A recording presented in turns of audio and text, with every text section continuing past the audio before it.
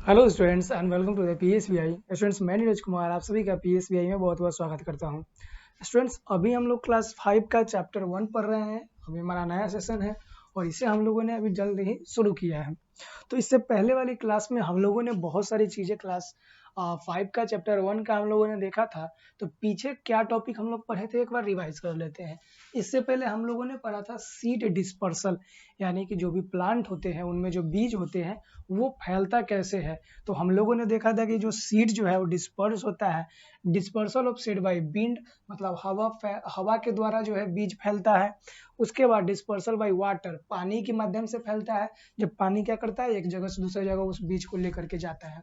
फिर हम लोग एनिमल एंड ह्यूमन, हम लोग क्या करते हैं, कोई भी फ्रूट वगैरह खाएं उसका बीज कहीं और फेंक दिए तो हमारे द्वारा भी फैलता है।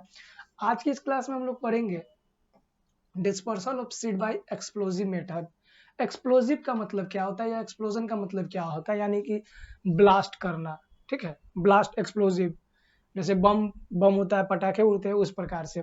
तो उस प्रकार से कौन कौन से बीज जो है वो एक्सप्लोजिव मेथड के द्वारा क्या होता है, डिस्पर्स होता है। Some plant have a pods which explode and burst open when they rip. They scatter their seeds in all directions. Example are blossom, pea, ladyfinger and termite. यानी कि जैसे कि देखिए मटर हो गया, भिंडी हो गया, ठीक है, इन सब का बीज क्या होता है, जब वो सूख जाएगा, ठीक है, सूखने के बाद तो वो क्या होता है, ब्लास्ट होता है। और ब्लास्ट होने से क्या होता है, मतलब कि फोर्स के साथ में ओपन होता है। तो ओपन होने के साथ में क्या होता है, उसके जो बीज होते हैं वो चारों डायरेक्शन में क्या होता है, फैल जाते हैं, जिसे हम लोग क्या बोलते हैं, एक्सप्लोजिव मेथड बोलते हैं। ठीक है, explosive method of seed dispersal, explosive method of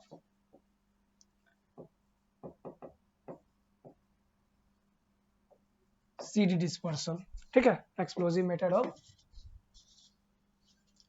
seed dispersal.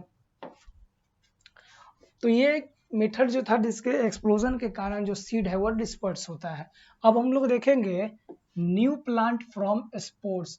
Spores का मतलब क्या होता है, स्पोर्स, स्पोर मतलब होता है अंकुरित जो होता है। जब कोई बीज है जब वो अंकुरित होता है तो उसमें आप देखे होंगे व्हाइट कलर का कुछ निकलता है, उजले कलर से, मूंग हो गया, चना हो गया, इन सभी जो उसे हम लोग स्पोर्स बोलते हैं या फिर इसे हम लोग जड़ भी बोल सकते हैं। Some non flowering plant do not produce flower, कुछ ऐसे पौधे होते हैं जिनमें फूल नहीं खिलते हैं, उस उन्हें हम लोग बोलते हैं अपुष्पीय। जिनमें फूल नहीं खिलता है उसे क्या बोलते हैं, अपुष्पीय पौधा, अपुष्पीय। ठीक है, but they too need to reproduce, so they reproduce with the help of spores. The spores are a small, round and light. They can be dispersed easily in a various directions to give rise to new plant. Spores are found in fungi like mushroom and molds. अब ये जो spores है, spores एक प्रकार का तना के जैसा होता है। एक तना तना में से निकलता है, जो पेड़ का जो मेन पार्ट होता है उसमें से निकलता है।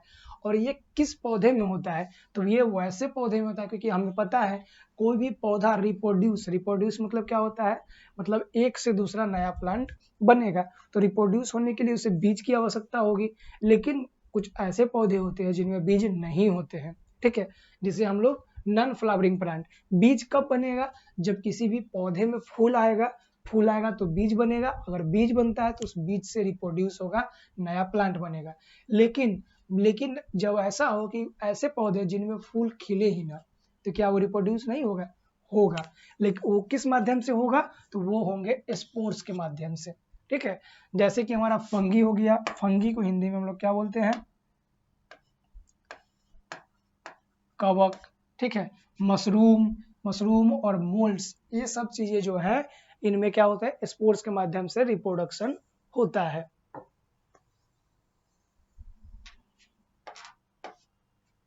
अब हम लोग देखेंगे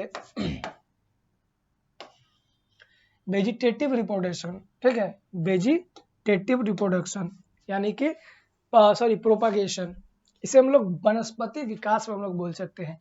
Ben plant reproduce, Ben a plant reproduce with the help of their body part such as root, stem and leaves and not through seeds, it is called vegetative propagation.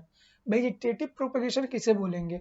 जब कोई पौधा, ठीक है, जब कोई पौधा क्या होगा, अपने बॉडी के किसी पार्ट से, तो पौधा के बॉडी का पार्ट्स क्या होगा, तो पौधे का जो बॉडी का पार्ट्स होगा वो रूट होगा यानी जड़ होगा, स्टीम यानी तना होगा, पत्ती होगी, और बीज को छोड़ करके जड़ हो गया, तना हो गया और पत्ती से अगर वो रिप्रोड्यूस होगी तो उसे हम लोग क्या बोलेंगे? वेजिटेटिव प्रोपागेशन बोलेंगे। ठीक है स्टूडेंट्स, नेक्स्ट जो हमारा है रिप्रोडक्शन बाय रूट। अब कुछ ऐसे पौधे हैं जो जड़ों के माध्यम से रिप्रोड्यूस होते हैं, ठीक है, मतलब एक से दूसरा पौधा बनता है किस माध्यम से? जड़ से। उसके बारे में हम लोग देखेंगे। Reproduction by root, carrot, turnip, radish and sweet potato are the root that store food in them. They are swollen because of stored food and are called tuberous roots. ठीक है, when these roots are planted in soil, they give rise to the new plant. अब वैसे पौधे जैसे कि carat हो गया, carat यानी गाजर हो गया, टर्निप, ठीक है, सलगम हो गया, मूली हो गया, स्वीट पोटैटो जिसे हम लोग अलुआ बोलते हैं, ठीक है, स्वीट पोटैटो, ठीक है, तो ये सारी चीजें जो है ये इसके अंदर जो फूड स्टोर होता है, ठीक है, कुछ ऐसे पौधे जो पौधे को हम लोग जो पार्ट खाते हैं ना, उस पार्ट में फूड को स्टोर करके पौधा रखता है, उसी पार्ट को हम लोग खाते हैं। जैसे गेहूं, चना में क्या होता है? बीज में फूड स्टोर होता है, ठीक है, चना मटर में बीज में फूड स्टोर होता है। लेकिन जैसे कि गाजर हो गया, मूली हो गया, स्वीट पोटैटो हो गया, ठीक है, इसमें जो है ना फूड कहाँ स्टोर होकर रहता है? तो इसके जड़ में। तो इसका जो रिप्रोडक्शन होता है वो जड़ के माध्यम से ही होता है। ठीक है, फोर्थ नंबर हम लोग देखेंगे रिप्रोडक्शन बाय स्टीम। अब कुछ ऐसे पौधे हैं जो तने के माध्यम से रिप्रोड्यूस होते हैं, जैसे कि गुआवा, अमरूद जो है बीज से भी रिप्रोड्यूस होता है, लेकिन अगर उसके कोई तना का कोई पार्ट को अगर काट करके या फिर उसे कुछ समय के लिए हम लोग क्या करते हैं, उसमें कुछ कपड़ा वगैरह मिट्टी लपेट देंगे और कुछ समय के बाद उसे अलग अगर प्लांटेड करेंगे तो वो होगा, वो फिर से नया पेड़ बन जाएगा।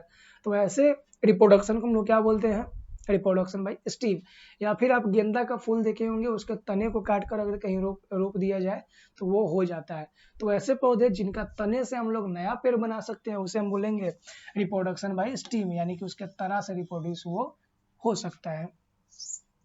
अब कुछ ऐसे पौधे होते हैं जो रिप्रोड्यूस होते हैं अपने पत्तियों से, जैसे हम लोग क्या बोलेंगे? Reproduction by leaves. तो रिप्रोडक्शन बाय लीव्स में हम लोग देखते हैं रिप्रोडक्शन बाय लीव्स। देखिए ये पत्तियों से रिप्रोड्यूस हो रहा है, मतलब एक पत्ती से नया पेड़ बन जाएगा, फिर इसके पत्ती से एक नया पेड़ बन जाएगा। तो वैसे प्लांट को हम लोग बोलेंगे उसमें कैसा रिप्रोडक्शन हो रहा है? तो reproduction by leaves. Some plants have leaves which develop buds on their margins. These buds develop into plants which later separate out from the parent plant and grow into a new plants. Bryophyllum and Bogenia plant are reproduced in this manner. अब एक plant होता है Bryophyllum, ठीक है, हमारे यहाँ पे नहीं पाया जाता है ब्रायोफाइलम, और बेजोनिया जो प्लांट होता है इसमें ये जो पत्ती पहले से, ये ऊपर का भूल जाइए, ये जो पत्ता है पहले से, तो इसका जहाँ पे मार्जिन होता है, मतलब इसका बीच में पार्ट जो होता है, यहाँ से एक नया प्लांट क्या होगा? ग्रो होगा, और ये बाद में अपने ये पेरेंट प्लांट से, मतलब कि इसका जो मूल प्लांट है, मूल जो पेड़ है, मतलब मेन पेड़ जिससे ये निकला है, वो पेड़ से अलग होकर के एक नया पेड़ बनाएगा, फिर इसके पत्ती से भी एक नया पेड़ निकलेगा और एक अलग पेड़ बनाएगा। तो इस प्रकार से होता है रिप्रोडक्शन बाय लीव्स, पत्तियों के माध्यम से रिप्रोडक्शन। ठीक है, हम लोग देखेंगे रिप्रोडक्शन बाय स्टीम कटिंग।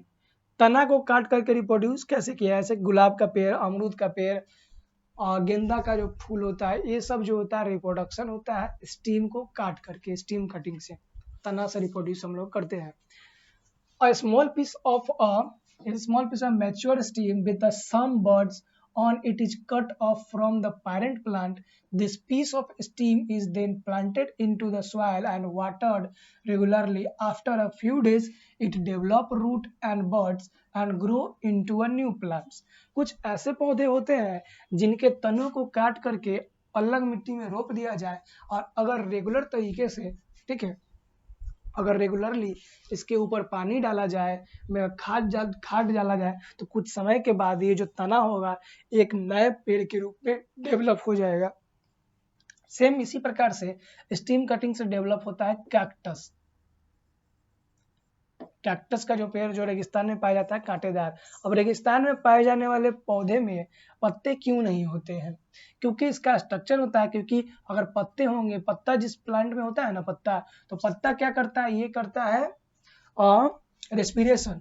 जैसे हमारा नाक है, सांस को लेता है और छोड़ता है। अगर इसमें पत्तियां दे दिया जाएगा तो ये जो प्लांट या पेड़ अपने लिए बहुत जमीन के बहुत नीचे से अपने लिए जो पानी का स्टोर किया हुआ है, तो पत्ते के माध्यम से पानी क्या होगा, वेपर बन जाएगा, ठीक है, यानी कि बाष्प बन जाएगा और हवा में क्या होगा, उड़ जाएगा।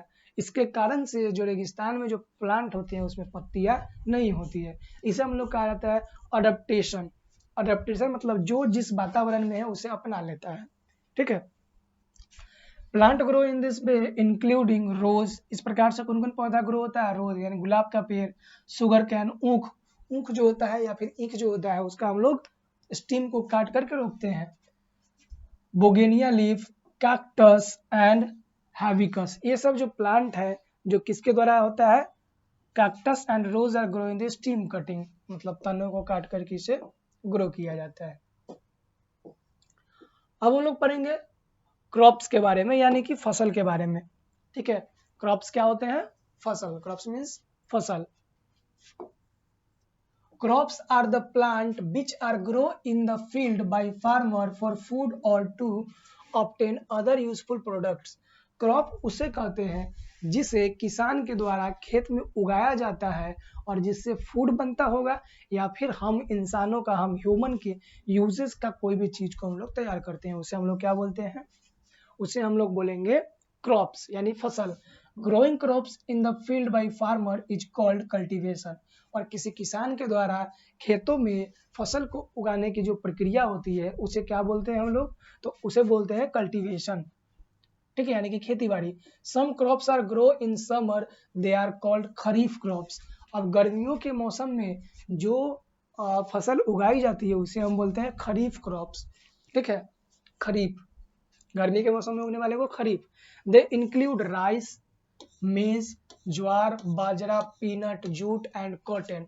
सम other crops are grow in winter, they are called rabi crops. अब देखिए गर्मी के मौसम में जो क्रॉप्स, गर्मी के मौसम में जो फसल उपजाए जाते हैं उसे हम लोग बोलते हैं खरीफ फसल, ठीक है, क्रॉप्स यानी कि फसल।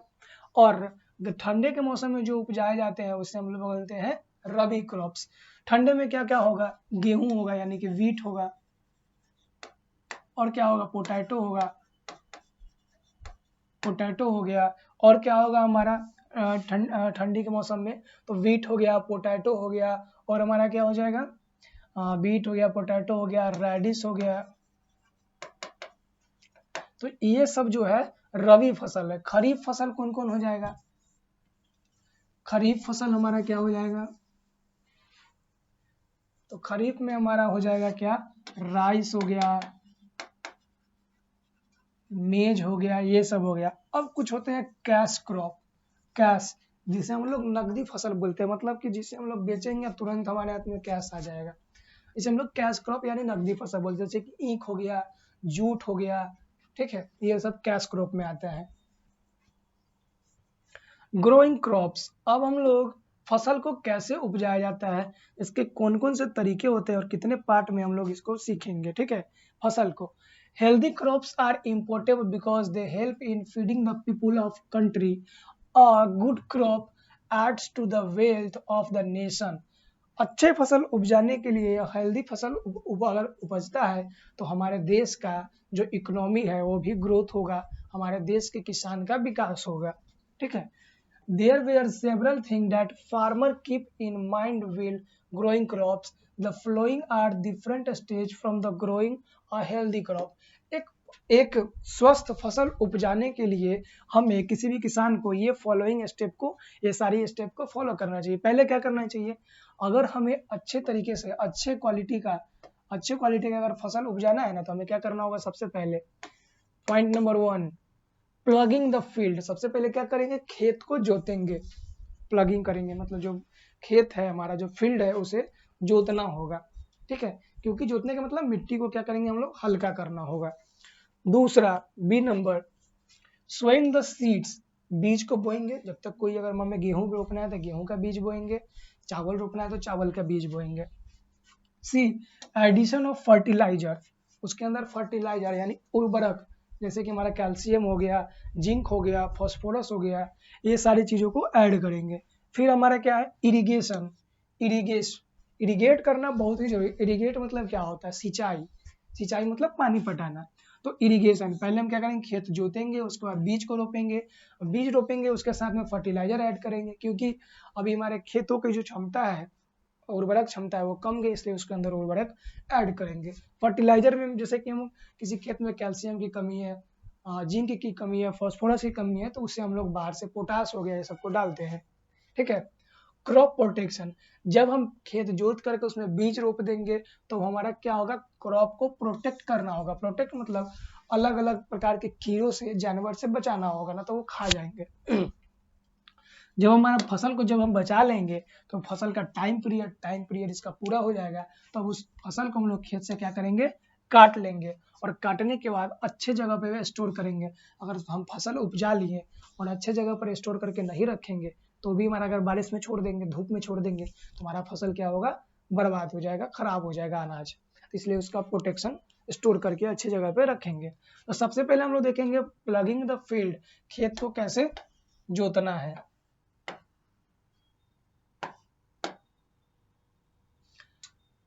Plugging the field.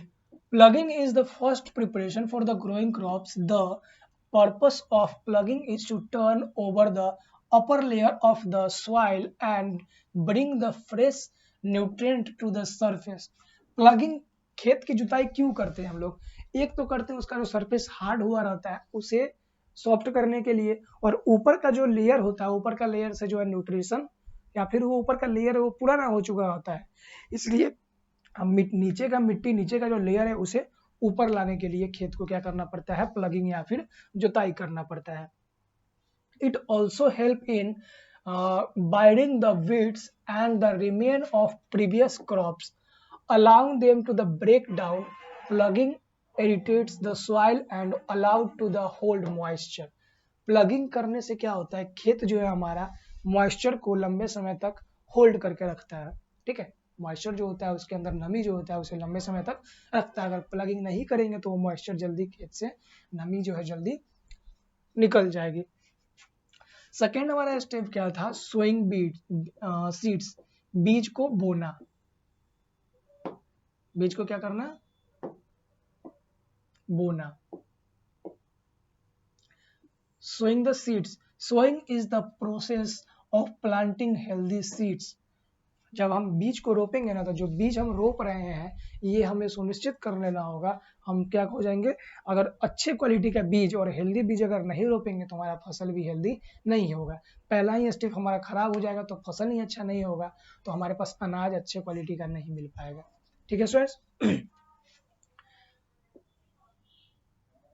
Addition of fertiliser, इसके बाद हम लोग क्या करेंगे, फर्टिलाइजर को इसके अंदर ऐड करेंगे, ठीक है।